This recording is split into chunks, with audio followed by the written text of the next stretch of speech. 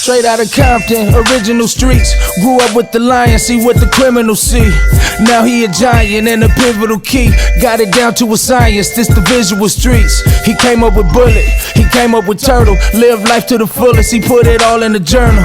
We dodging them bullets, we jumping them hurdles. It's the hood postman, we in the streets universal. Hood postman, Professor Belly Mail. This is not a glorification or a glamorization. This is an education. You can go anywhere in the world and get a couple of lives, but you come right here to get your truth. Be sure to click the notification bell, like, subscribe, and share. Drop a comment down below. So when the dope content hit, it'll feel like it's the first and 15th. Lock the door. Professor Belly Mail, the Hood Postman, back here with Avalon Blue. Avalon Blue, I did a video with a girl named Cheetah. She's gonna be 71 in a couple of days, and she's one of the first Cripplettes, right? Right. So she goes back through her memory, and a lot of times she brings up situations, and sometimes it's good and sometimes it's bad. Mm-hmm. Sometimes people don't understand the significance and the sorrow that's associated and attached to the relationships that she had then. And then when you see somebody, don't get me wrong, Jimel, very iconic in this script. That's right, that's right. He was from where he's from.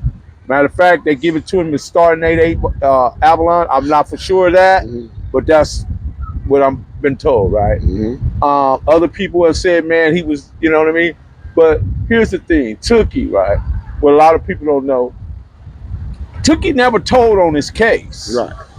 Other people told. So Tookie never spoke about it. So for somebody to assume this or that, and they weren't there, to me, it's like it's distorted information. Right. It's not, you can't give a real account. So in its most critical hour of need, Jimel chose to speak out. And I thought that was like,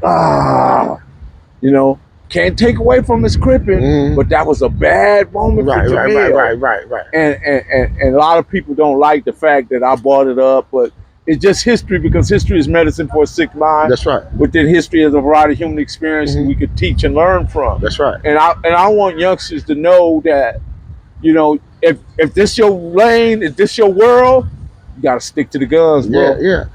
What's your thoughts? Well, Jimel is a big homie from Avalon Gardens, That's a G homie. But he don't come out like he should. Like I feel it. I would wish he would. You know what I mean? He don't come around and hang with us like he should, because really, he the king. He the king of beer over here for us. You know what I mean? For us, is crippin', Big Jimel. You know what I mean? So I had no issue with the dude, man. I remember I was in Avalon Gardens, and I was talking to him, and one of the homies, he said, "Cuz Jimel, my cousin, he went in the house and pulled out a picture of Jimel that came to his 7th grade graduation, the 8th grade graduation, something like that. But this is the biggest I ever seen a man on a street picture in my life." I said, I seen I heard about it, but I ain't never seen a picture of him in his younger days. But to have that 21-inch on with the big old afro swole, I don't know if I was calling him the buzzer to his face. No. I never said it to his face. But see, sometimes you gotta say, later on in the times, the Avalons have issues with other sets. They might badmouth Jimel because he's from the AT, from Avalon. But the people talking might be from other sets that might have an issue with the Avalon. So they're gonna never go give Jimel his proper dues. But the same token is, you gotta think, I don't want to say this, mental health be real sometimes. True. We growing with the big homies. Big homies was smoking Sherm, cuz back in the day, homie, they was really crippin'.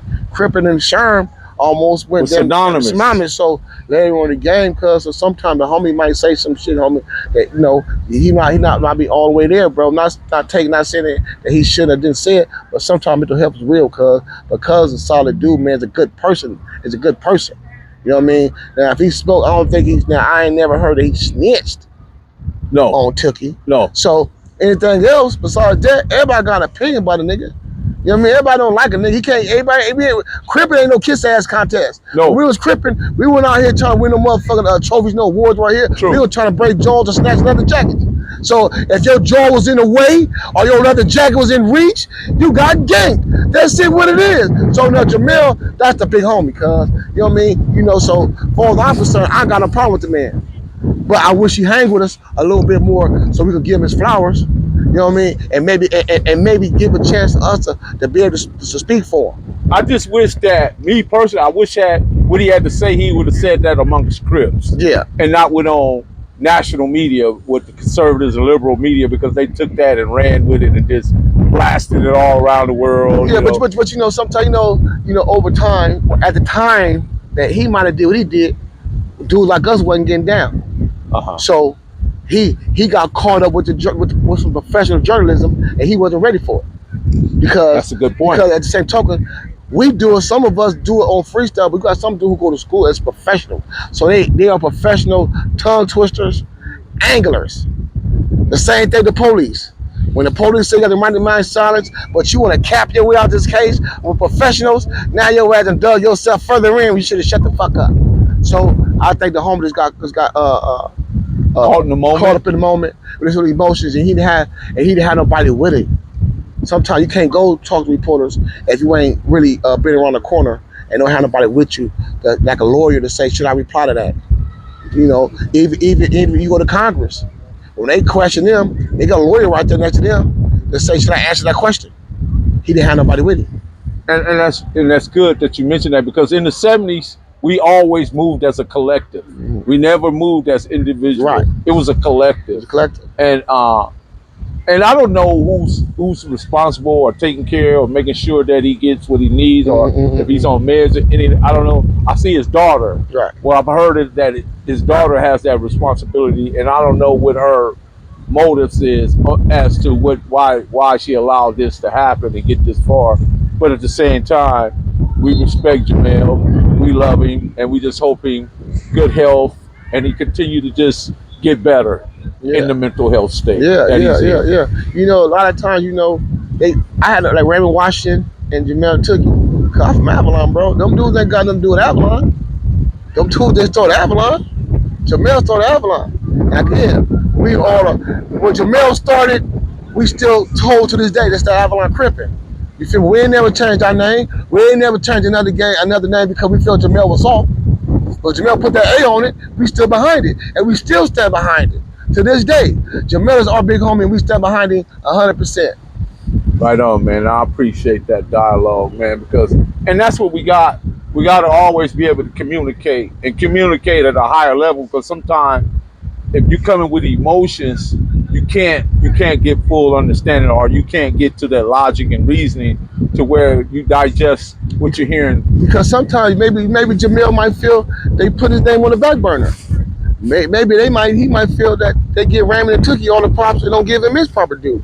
So by that going on, he might feel he might have lashed out in spite all the work he put in, all the melees he been a part of, all the recruiting he might have done, and he get played like a third fiddle. He ain't no third fiddle. To be with the Crips, you had to be hard. He didn't get kicked out the crew.